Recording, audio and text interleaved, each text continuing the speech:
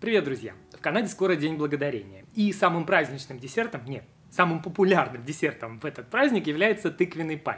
В магазинах уже вовсю продается, тем более, что сезон тыквы, а у нас, как вы знаете, тыквенная неделя. И я подумал, что логично будет ее этим самым паем тыквенным завершить. Это очень вкусно, очень пряно и очень-очень ароматно. Вот прям с ароматом этого пая в дом приходит настроение, праздничное настроение, череды этих теплых осенне-зимних праздников. В общем, как вы понимаете, всем надо. Тем более, что делать его совсем не сложно. Сейчас покажу. Поехали! Первым делом необходимо добыть тыквенное пюре. Из тыквы, само собой. Или из магазина, если решите использовать покупное, но берите такое, где только тыква. Никаких потусторонних добавок.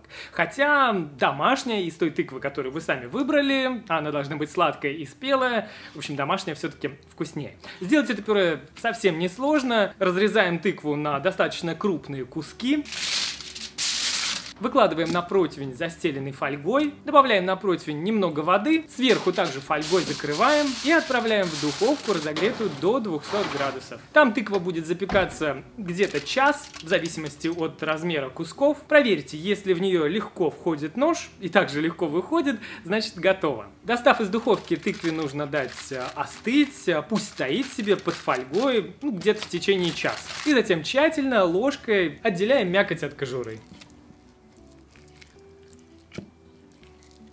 Дополнительно, чтобы пюре получилось более однородным, его можно протереть через сито или еще лучше пробить блендером, вжих, вот так вот, и все, готово. Кстати, пюре можно приготовить совсем заранее, хранить в холодильнике или еще дольше в морозилке, если расфасовать по порционным пакетам. Если просто решить в холодильнике, то лучше в контейнере, в банке или в миске, накрыв пленкой до контакта. Следующий этап — приготовления основы. Режем холодное сливочное масло небольшим кубиком, убираем пока в холодильник. В холодную, почти ледяную воду добавляем лимонный сок, также пока в холодильник убираем. Смешиваем муку, сахарную пудру, немного соли и все это хорошенько вместе просеиваем в большую миску. Добавляем к сухим ингредиентам кубики холодного сливочного масла. Кто-то предпочитает взять большой кусок охлажденного масла и натереть на терке. Но я больше люблю вот так вот кубиками. Надеваем на руки перчатки, чтобы дополнительно не разогревать тесто и чтобы оно не таяло раньше времени. И перетираем масло с сухими ингредиентами, превращая все в такую крошку.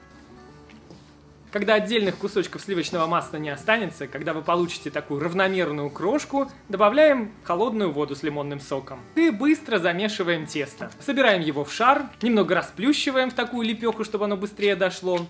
Оборачиваем в пленку и убираем в холодильник на 45-60 минут. Можно приготовить тесто заранее и оставить в холодильнике на ночь. Когда тесто хорошо охладится, отдохнет, присыпаем столешницу мукой, помещаем туда эту самую лепеху теста, также сверху немного присыпаем, скалку тоже хорошенько мукой присыпаем и раскатываем в пласт толщиной где-то 4 мм.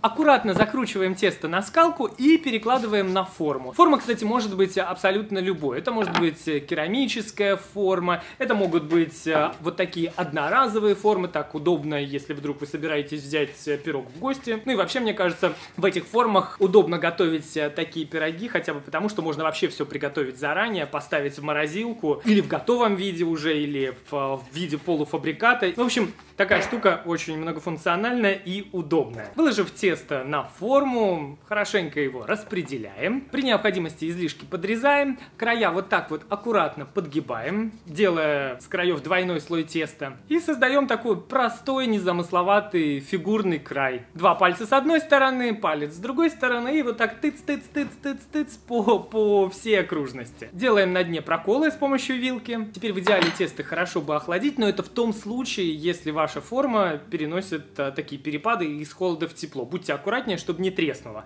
Опять же, это легко делать вот с помощью такой металлической формы. Ее вообще можно отправить в морозилку. В общем, в морозилку минут на 15-20 или в холодильник минут на 30-40. Обрезки ни в коем случае не выкидываем, собираем все вместе и пока отправляем в холодильник. Теперь основу из теста нужно предварительно подпечь, чтобы она в результате осталась хрустящей. Лучше отправить все это в духовку с грузом. Вот так вот мнем бумагу для выпечки, чтобы она получилась более пластичной. Прокладываем тесто и сверху насыпаем какой-нибудь груз. Обычно это фасоль, рис или смесь того и другого. Отправляем в духовку, разогретую до 180 градусов, минут на 20-25. Основа должна подпечься, схватиться и начать вот прям слегка подрумяниваться. Я в этот раз даже перестраховался, достал рановато, можно было еще чуть-чуть подпечь. Еще в горячем виде основу смазываем белком, пока в сторону подостыть. Тем временем готовим тыквенную начинку. Берем яйца, добавляем немного соли, сахар, я использую смесь коричневого и белого. И с помощью венчика все это хорошо перемешиваем, немного подвзбиваем. Сильно взбивать не нужно, просто так перемешиваем почти до однородности. Добавляем корицу, немного молотого имбиря, чуть-чуть гвоздики, молотый кардамон, мускатный орех. Можно добавить немного ванили, экстракт, пасту и обязательно добавляем апельсиновую и лимонную цедру. Добавляем немного кукурузного крахмала и хорошенько все перемешиваем. Добавляем тыквенное пюре и также хорошо, тщательно перемешиваем. В самом конце добавляем сливки, также все хорошенько, тщательно перемешиваем все. Начинка готова. Выливаем ее на подостывшую основу из теста. Если хочется еще более румяную, такую золотистую, блестящую корочку, можно смазать взбитым желтком. И отправляем форму в духовку, разогретую до 180 градусов. Выпекаться все это будет приблизительно 45-50, может быть 60 минут. Все зависит от того, как кочегарит ваша духовка, от формы также это все зависит. Поэтому следите, смотрите. Начинка должна почти полностью схватиться, она должна лишь слегка подрагивать в середине, дойдет уже при остывании. И на поверхности могут начать появляться такие мелкие трещинки. Теперь паю нужно дать полностью остыть, а потом после остывания хорошо бы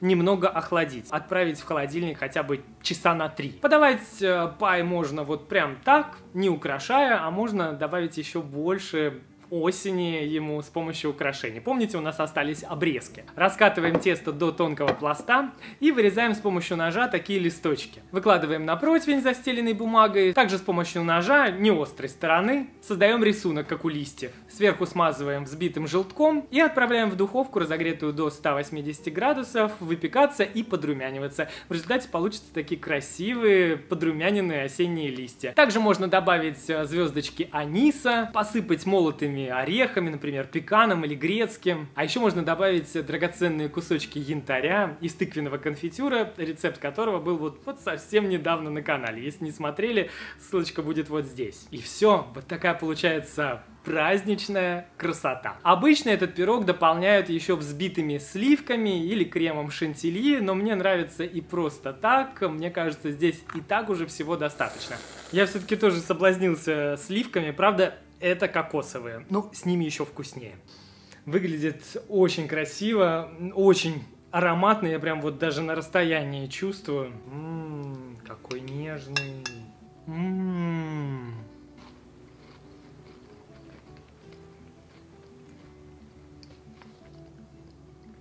Просто песня. Очень вкусно. Такое нежное, нежнейшее прям тыквенное суфле со всеми нотками пряности и специй. Очень выразительно здесь вот цитрусовая, апельсиновая особенно нотка. Это, как я сказал, это просто песня. Это очень вкусно, и слов у меня, друзья, нет. Есть только желание пойти сделать чай, кофе и отрезать себе еще один кусочек. Срочно всем надо делать, особенно если вдруг вас настигла осенняя хандра. Это прям прекрасный способ, мне кажется, с ней бороться, добавить себе, близким, своему дому настроение настоящего праздника в виде вот этого тыквенного пая. Я вас уверяю, стоит только наполнить дом всеми этими ароматами, и праздник придет и в дом, и сюда. Подробные рецепты можно найти в блоге Cooking Time, все ссылочки всегда в описании под видео, там же всегда можно найти полный список всех ингредиентов. Не забывайте ставить лайки, чтобы быстрее появилось следующее видео на канале. Подписывайтесь на канал, если этого еще не сделали, и рекомендуйте видео и канал своим друзьям. Всем желаю отличного осеннего тыквенного настроения. С вами был Саша, Cooking Time. Пока-пока. Муа.